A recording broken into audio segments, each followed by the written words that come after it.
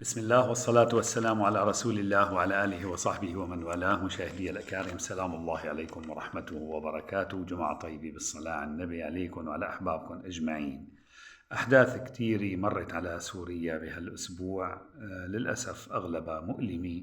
فأنا والله احترت عن أي موضوع بدي أسجل هالفيديو هذا الأسبوع، بس راودتني بعض الأفكار كتبتها بطريقة السجع وحبيت أني شاركها مع حضراتكم. سميتها يا وطني، إن شاء الله أنها تعجب حضراتكم.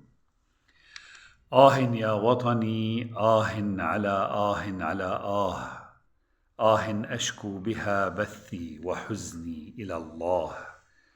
على شعب أراد العيش بكرامة فلم يجد من سبيل سوى الثورة أمامه. على شعب عانى من الظلم سنينا من القمع تجاوزت 50، على أيدي طغاة بالشكل بشر وبالأفعال شياطين. قتلوا من شعبهم مئات الألوف وشردوا ملايين.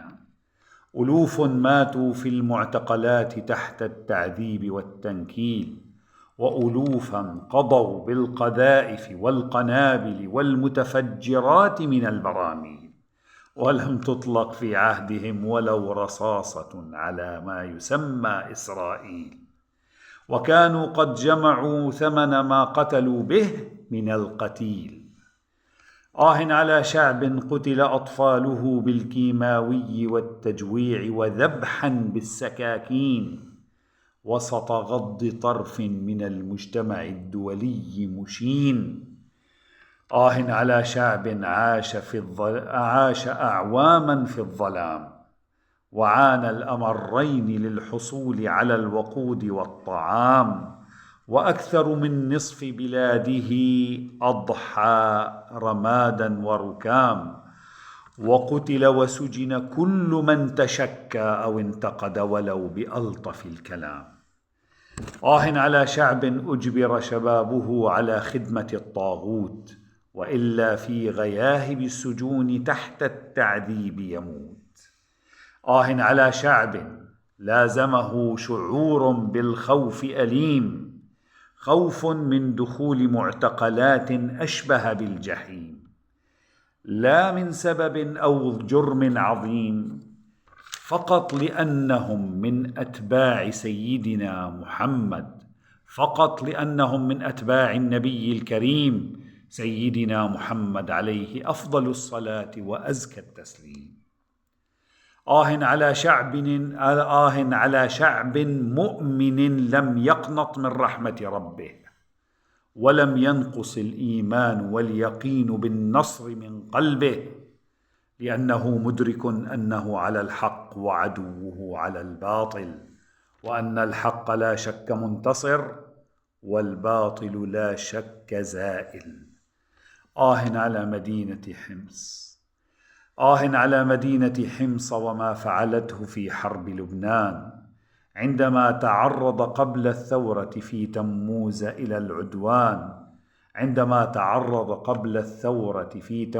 إلى العدوان، فنزح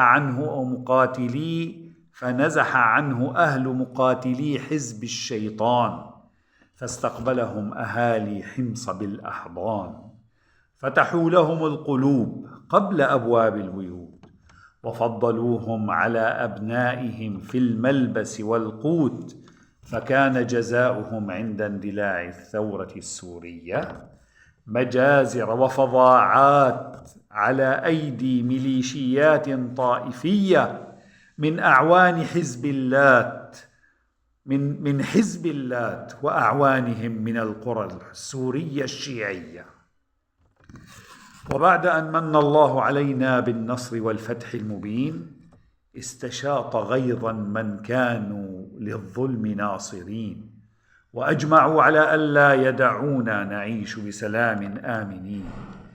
فها هي إيران تحرك أذنابها في الساحل السوري وفي لبنان، وها هي درعا وحمص تقصفان من الكيان، ولكنها بإذن الله بداية نهاية الطغيان. طغيان الكيان الصهيوني ومجوس إيران. وسننتصر بإذن الله نحن وأهلنا في غزة، لأننا نتسلح بالإيمان وبحب الشهادة وبالعزة. كنا صامدين ولم نكن ندري متى النصر، أما وقد انتصرنا وزال عنا الظلم والقهر، فسنواجه بكل جلد وشجاعة وصبر. فيا رباه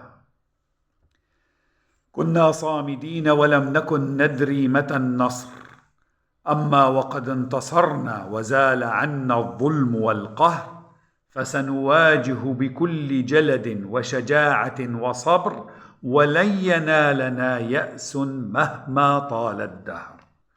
فيا رباه يا من من قبل وبعد، يا من من قبل ومن بعد له الأمر، انصرنا وأفرغ علينا صبرا وثبت أقدامنا، وشاف جرحانا وعاف مبتلانا وتقبل شهداءنا، إنك يا ربي ولي ذلك والقادر عليه.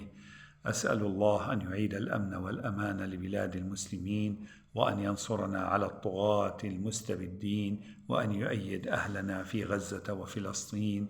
وصل يا رب وسلم على سيدنا محمد وعلى آله وأصحابه أجمعين، والسلام عليكم ورحمة الله تعالى وبركاته.